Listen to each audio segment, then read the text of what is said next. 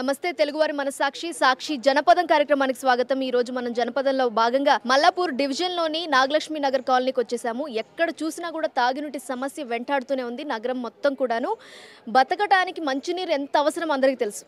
కనీసం తాగటానికి కూడా నీళ్లు లేని పరిస్థితి నెలకొంది। ఇక్కడ 4 సంవత్సరాలుగా కూడాను ఈ వాటర్ ట్యాంక్ ఇలాగే ఉంది। ఇక్కడ బోర్ కూడా పనిచేయటం లేదు। ఇది కేవలం అలంకారప్రాయంగా మాత్రమే ఉండి మిగిలిపోయింది। మంచినీళ్లు తాగటానికి నీళ్లు దొరకట్లేదండి। మీరు పరిస్థితిని ఆలోచించవచ్చు। ఈ ప్రాంతంలో ఎంత మంచినీటి కొరత ఉందో, ప్రజలు ఎలాంటి పరిస్థితుల్లో జీవిస్తున్నారో వారిని అడిగి తెలుసుకుందాం। మంచినీటి కొరత ఒక్కటే కాదు, ఇంకా చాలా సమస్యలు ఉన్నాయి, చాలా ప్రాబ్లమ్స్ ఉన్నాయని చెప్తున్నారు। వాళ్ళు ఎదుర్కొంటున్న సమస్యల గురించి వారిని అడిగి తెలుసుకుందాం రండి। ఎంతకాలంగా ఉంటున్నారు ఇక్కడ? 3 years అయిందండి। ఓకే, మరి మంచినీటి ప్రాబ్లం ఎక్కువగా ఉందని చెప్తున్నారు। వాటర్ వచ్చేసి మాకు వీక్లీ 2 times వస్తుందండి। ఒక హాఫ్ అన్ అవర్ వస్తుంది, ఒక్కొక్కసారి 20 minutesకి వస్తుంది, అంతే। వారానికి 2 సార్లు అంతే। మరి మాకు ఇవి బోర్ వాటర్ అయితే అసలే రావు। బోర్ వాటర్ రాకపోతే మరి అవసరాలకి అవే వాడుకోవాలి। ఇంకా మేము వీక్లీ 2 times వస్తుంది, అవే వాడుకోవాలి। ఎంతసేపు ఇస్తారు నీళ్లు? ఒకసారి ఇస్తే 1 hour 2 hours ఇస్తాడు, లేకపోతే హాఫ్ అన్ అవర్కి బంద్ చేస్తాడు। వారానికి కేవలం 2 సార్లు ఇస్తే 2 గంటలే మీకు నీళ్ళలో సరిపోతలేవు, ఏం సరిపోతలేవు। 4-5 బిందెలు పట్టుకొని గట్లే ఇలా తీసుకుంటున్నాము। 4 బిందెలు వస్తాయి, డ్రమ్ములు నీళ్ళు వస్తాయి రోజుకు। వచ్చినప్పుడల్లా 5-6 మంది ఉంటే మనిషి ఒక డ్రమ్ వస్తాయి అలా। ఈ నీళ్ళతో మరి ఎట్లా సరిపెట్టుకుంటున్నారు మీరు? సరిపెట్టుకుంటున్నామండి, ఏం చేస్తాం మరి। మళ్ళీ ఎక్కడికి వెళ్ళాలి? ఈ బయట వాటర్ కూడా రావట్లేదు అసలుకే। బోర్ వాటర్ కూడా రావట్లేదు।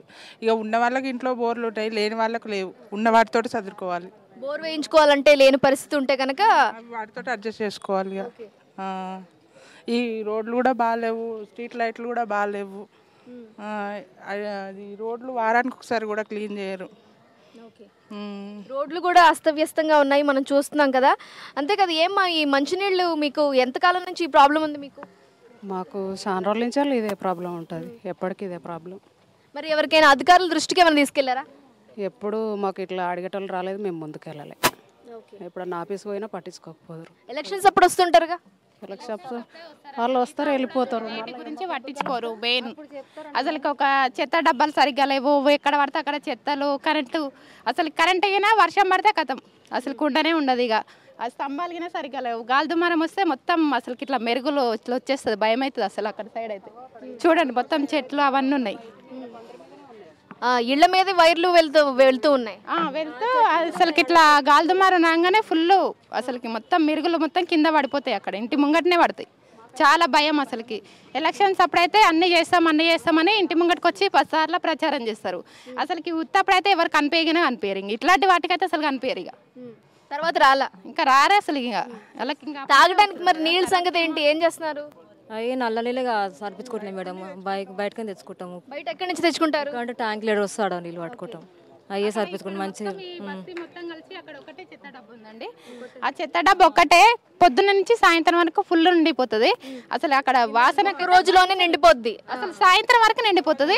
రేపు మధ్యాహ్నం వరకు అసలు ఎవరు తీసుకుపోయేటోళ్ళు ఉండరు, ఆ వాసనకి అసలు మాకైతే ఇదైపోతున్నాం। చూడండి ఒక్కటే ఉంది, మొత్తం కలిసి అక్కడ ఒకటే ఉంది, ఈ కాలనీ మొత్తానికి ఒక్కటే ఉంది, అది సాయంత్రం వరకే నిండిపోతుంది।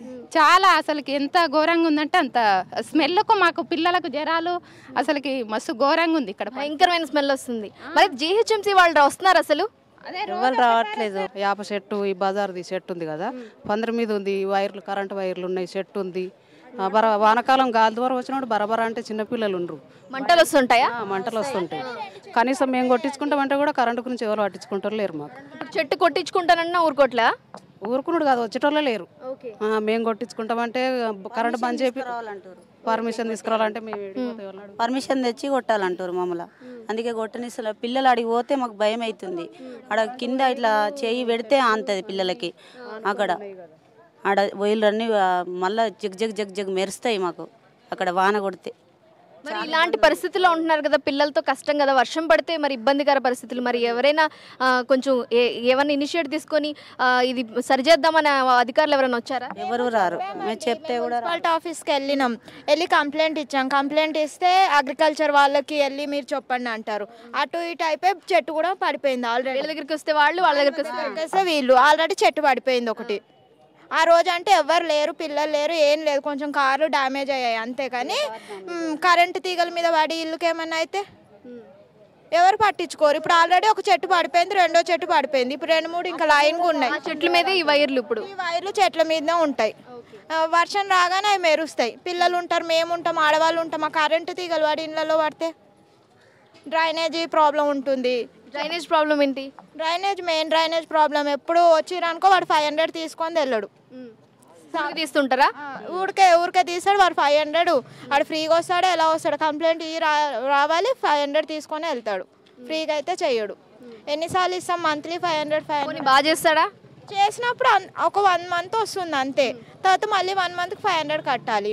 చెత్త వాళ్ళు రారు. మా వెనకాల ఒకసారి చూడండి, దోమలు అందరు చెత్త వస్తారు, వెనకాల వేసేస్తారు. దోమలు అంటే 5 అయిందంటే ఉండలేము అసలు బయట. చెత్త వాళ్ళు అస్సలు రారు, అస్సలు రారు.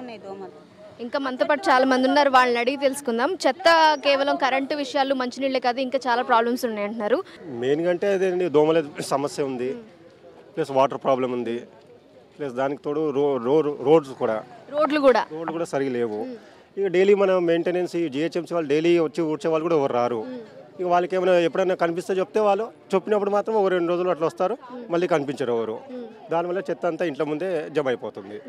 ప్లస్ ఇంకోటి ఏంటంటే మెయిన్ చెత్త వేసే ఏదైతే ఉందో అది ఒకటే ఉంది, మొత్తం కాలనీ మొత్తం ఒకటే.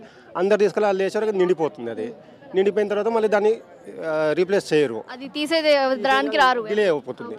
డిలే అయిపోయినందుకు అది మొత్తం కింద పడి గాలి కన్నా ఇంట్లోకి మొత్తం ఇళ్ళలోకి అట్ట వచ్చేస్తుంది. చెత్త అంతా ఇంట్లోకి వచ్చేస్తుంది. కవర్లు, పేపర్లు అన్నీ చెత్త అంతా ఇక మన ఇంట్లోకి వచ్చేస్తుంది అనమాట. ఎవరికైనా మీరు ఏమైనా కంప్లైంట్ ఏమైనా ఇచ్చారా ఈ విధంగా అసలు రావట్లేదు? మామూలుగా ఇప్పుడు ఎవరైతే జిహెచ్ఎంసీ వాళ్ళు వస్తారో డైలీ వాళ్ళకి కంప్లైంట్ చేస్తూనే ఉంటాం, మేము చెప్తూనే ఉంటాం, అమ్మాయి చూడండి ఇట్లా ప్రాబ్లం ఉంది అది అని. వాళ్ళు సరే చేస్తామంటారు, అంతే. ఇక మళ్ళీ పెండింగ్ చేస్తామంటున్నారు కానీ ఏం చేయట్లా. మరి ఇక్కడ ఇప్పుడు ప్రస్తుతం కార్పొరేటర్కి ఎలక్ట్ అయిన వాళ్ళు కానీ, ఇప్పుడు అధికారంలో ఉన్న వాళ్ళు కానీ వచ్చి మీ కాలనీ పరిస్థితి ఈ విధంగా ఉంది, ఇన్ని ప్రాబ్లమ్స్ ఉన్నాయి, మరి ఇంతవరకు అయితే ఎవరు రాలేదు మేడం. ఇట్లా సమస్య కనుక్కోవడానికి, ఏమేమి సమస్యలు చూడడానికి కనుక్కోవడానికి అయితే ఎవరు రాలేదు. గత ప్రభుత్వాలకు సంబంధించిన అధికారులు ఎవరైనా వచ్చారా? లేదు మేడం, లేదు. పట్టించుకోలేదు. అది ఇక మనం ఎప్పుడన్నా ఏదైనా కంప్లైంట్ చేస్తే అప్పుడు తూతురు మంత్రంలాగా ఏదో పని అయిపోతుంది, కానీ అది మళ్ళీ పెండింగ్ అయిపోతుంది. అది ఎప్పుడు చూసినా కూడా అధికారులు చెప్పినా పట్టించుకోలేదనే వాదన అయితే ఇక్కడ వినిపిస్తోంది. గత ప్రభుత్వాలే కాదు, ఇప్పటికి కూడా అధికారులు ఎవరు రావట్లేదు. చెత్త, డ్రైనేజ్ సమస్య, కరెంటు తీగలు ఇళ్ల మీద వెళ్తున్నాయి, వర్షం పడితే మెరుపులు, మంటలు వచ్చేస్తున్నాయి. పిల్లలతో మేము ఎలా బతుకుతున్నామో ఒకసారి ఆలోచించండి అని అడుగుతున్నారు. ఇక్కడ చెత్త కూడా బీభత్సంగా ఉందట. తీసే వాళ్లే లేరు, తీసే నాదుడు లేరు. మున్సిపల్ సంబంధించి మున్సిపాలిటీ వాళ్ళు ఎవరు రావడం లేదు. వెళ్ళి చూద్దాం అసలు అక్కడ పరిస్థితి ఏ విధంగా ఉందో.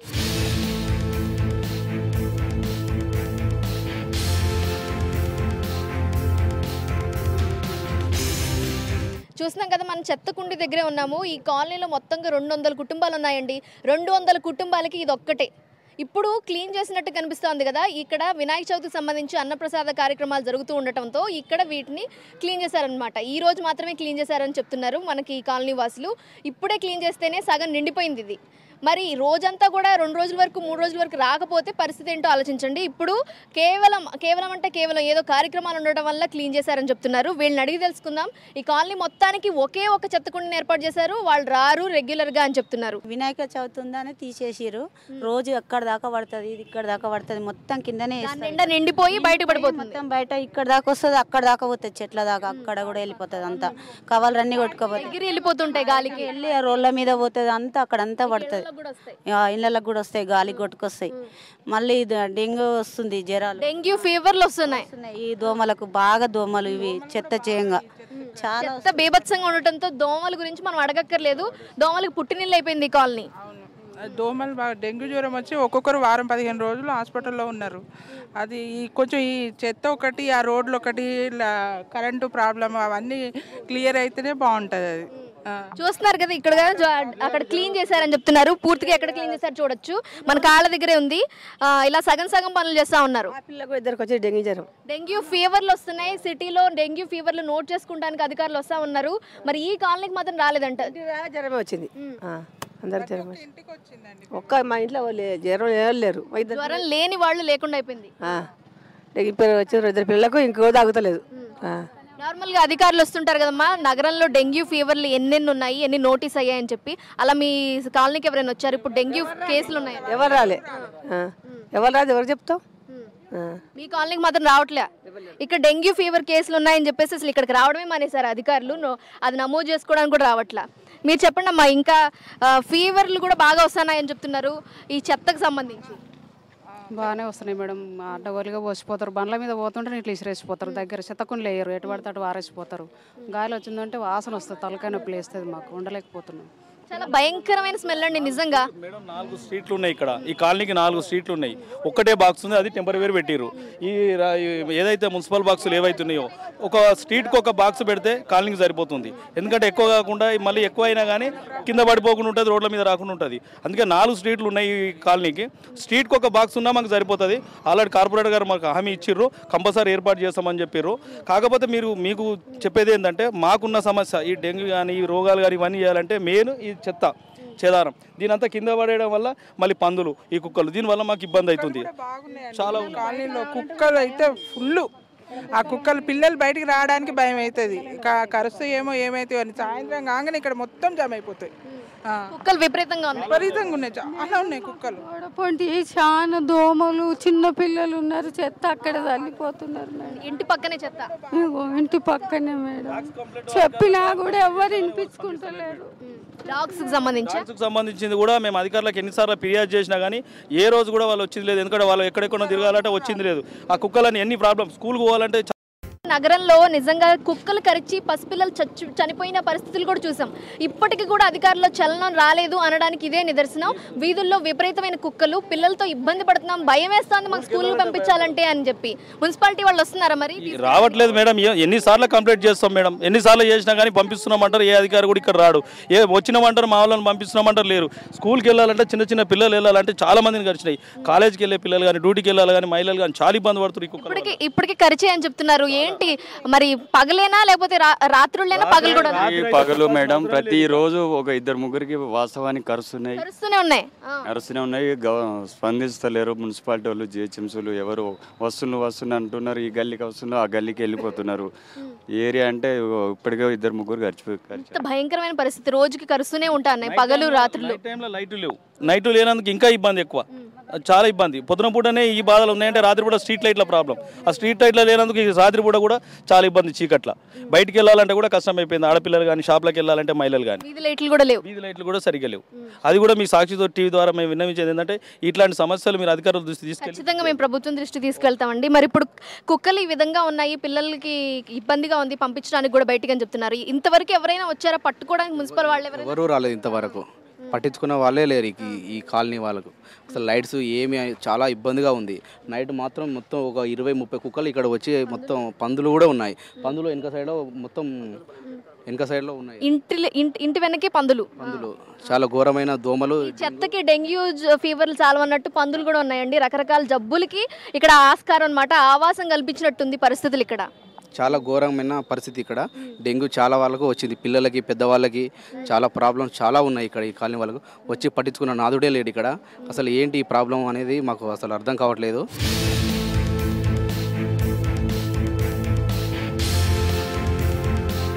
చూస్తున్నాం కదండి, పందులు ఇళ్ల మధ్యలోనే.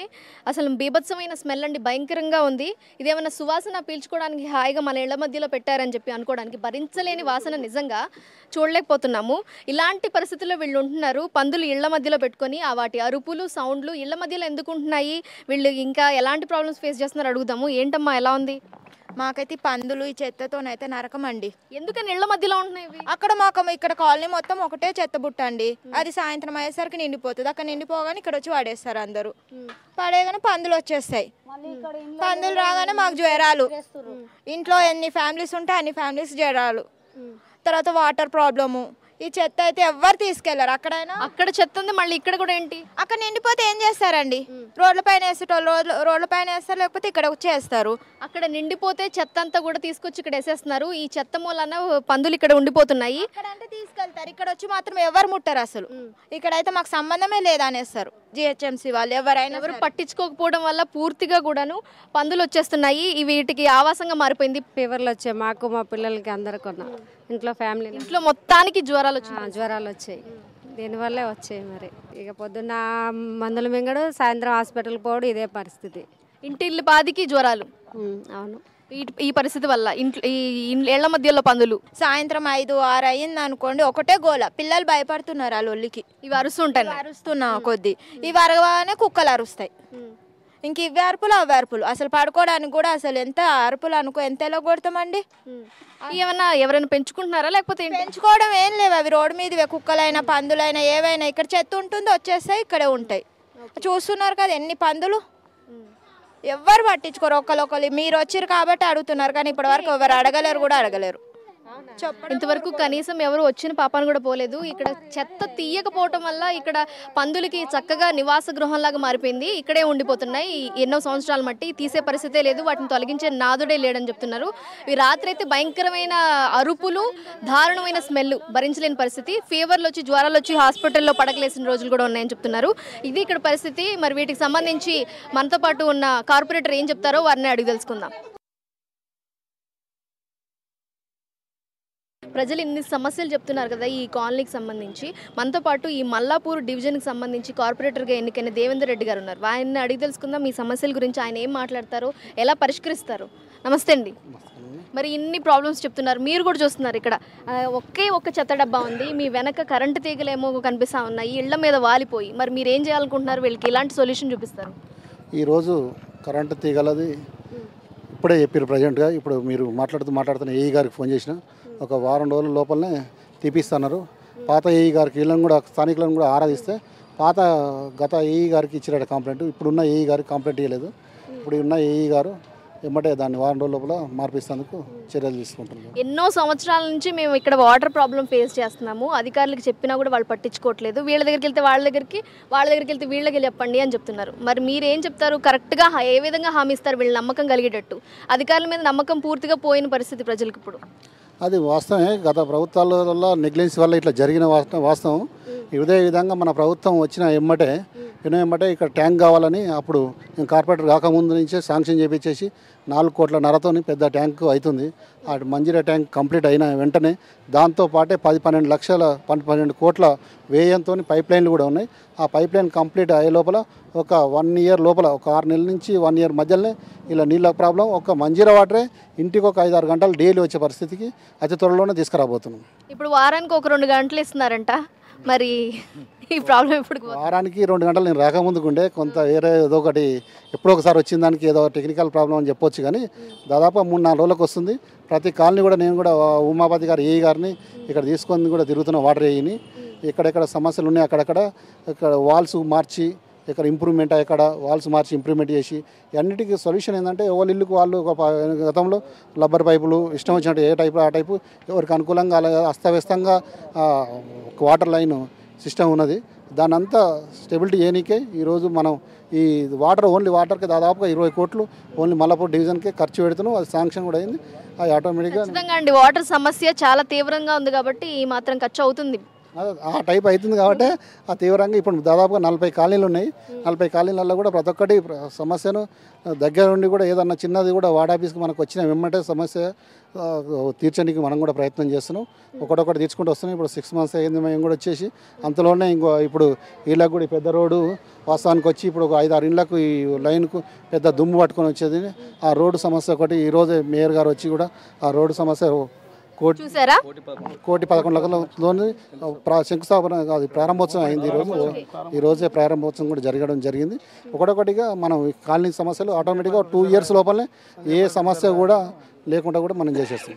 నిజంగా అభివృద్ధి కార్యక్రమాలు జరగడం అనేది అభినందనీయం అండి. అంతేకాకుండా వీళ్ళు ఎంత భయంకరమైన పరిస్థితిలో ఉంటున్నారంటే కుక్కలు బీభత్సంగా ఉంటున్నాయంటే రాత్రిపూట్లు కుక్కలు తిరుగుతాయని అది మనకు తెలుసు, కానీ పగలు కూడా తిరుగుతున్నాయి. రోజుకి 2 కరదవటం అనేది సామాన్యమైపోయిందని మున్సిపాలిటీ వాళ్ళు అసలు రావట్లేదట పట్టుకోవడానికి, చెప్పినా పట్టించుకోవట్లేదు. మరి దీన్ని మీరు ఏ విధంగా తీసుకుంటారు? లేదు స్కాడ్ పిలుస్తున్నాం, ఫోన్లు చేస్తూనే ఉన్నాం. పందులు ఒకటి మీరు చెప్పిందంటే పందులు పశువులు కుక్కలు ఇది వాతావరణం విలేజ్ వాతావరణం ఉంటుంది కాబట్టి మనకు పందులతోని పశువులతోని కుక్కలతోని యాక్చువల్గా ఇబ్బంది ఉన్నమాట వాస్తవం. ఈ డ్రైనేజ్ సమస్య కూడా ఇక్కడ పశువులతో ఎక్కువ వస్తున్నది. అదే ఈ సమస్య పందులతో ఏమంటారంటే నేను ఎప్పటి నుంచో గత ఆనవాయితీగా వస్తున్నది. ఇది ఎమ్మటే ఓదు కాదు, కులవృత్తిగా వచ్చిన పని కాబట్టి అది ఎమ్మటే ఓదు కాబట్టి. కుక్కలు కరిచినప్పుడు చిన్నపిల్లలు చనిపోయిన పరిస్థితులు ఉన్నాయి, మనకు తెలుసు ఎంత భయంకరమైన పరిస్థితులు ఉన్నాయని చెప్పి. మరి జరిగిపోయిన తర్వాత మనం బాధపడేదానికంటే ముందు జాగ్రత్తగా ఎలాంటి చర్యలు తీసుకోవాలంటారు? మీరు ఏ విధంగా మున్సిపాలిటీ వాళ్ళకి ఎంత కమాండ్గా ఆర్డర్ ఇస్తారు వాళ్ళకి? లేదు వాళ్ళకు ఖచ్చితంగా ఇప్పటికీ ఒక 10-15 సార్లు కూడా ఇక్కడికి నేను వచ్చిన తర్వాత కూడా డ్రైవ్ నిర్వహించారు. మ్యాక్సిమం ఎంతో కొంత తగ్గినాయి ఇప్పటికైతే. ఇంకా కూడా అట్లానే డ్రైవ్ ఖచ్చితంగా ఒక 1 year 2 years ఖచ్చితంగా చేస్తే తగ్గుతాయి. చూస్తున్నాం కదా, ఇప్పుడు కొత్తగా ఎలక్ట్ అయిన కార్పొరేటర్ దేవేంద్ర రెడ్డి గారు చెప్తున్నారు, ఇక్కడ గత ప్రభుత్వాలు చేసిన నిర్లక్ష్యం వల్లే ఇక్కడ సమస్యలు పేరుకుపోయాయి. వీటిని ఒక్కసారిగా తగ్గించడం కానీ ఒక్కసారిగా తొలగించడం అనేది జరగని పని. కానీ మేము ఆల్రెడీ పనులు స్టార్ట్ చేసాం. రోడ్డుకి సంబంధించి కూడా అస్తవ్యస్తమైన రోడ్లకు సంబంధించి ఆల్రెడీ ఫండ్ రిలీజ్ చేసాం, కొన్ని వీధుల్లో రోడ్లు వేసామని. ఇప్పుడు మనం కరెంటు తీగల గురించి ప్రజలు ఇప్పుడే చెప్పారు, ఆయన దృష్టికి ఇప్పుడే వెళ్ళిందని అంటున్నారు. దానికి సంబంధించి కూడా 2 రోజుల్లో క్లియర్ చేస్తామంటున్నారు. అలాగే స్థానికంగా నెలకొన్న కుక్కల బెడద కానీ చెత్త కానీ మున్సిపాలిటీ వాళ్ళ నిర్లక్ష్యం కానీ వీటికి సంబంధించి కూడా నేను అధికారులకి నేను ఇస్తాను, వాళ్ళకి ఫిర్యాదు చేస్తాను, వాళ్ళకి కమాండ్ ఇచ్చి వాళ్ళని చేసేలాగా నేను చేస్తానని చెప్తున్నారు. ఇది ఇక్కడ ఉన్న పరిస్థితి. ఇక్కడ కార్పొరేటర్ అయితే మేము ఈ సమస్యలన్నిటికీ కూడా పరిష్కారం చూపిస్తామని చెప్తున్నారు. మరి ఎప్పటికీ ఇవన్నీ పూర్తవుతాయో, ప్రజలు సమస్యలు లేని వాతావరణాలు జీవిస్తారో చూడాలి మనం.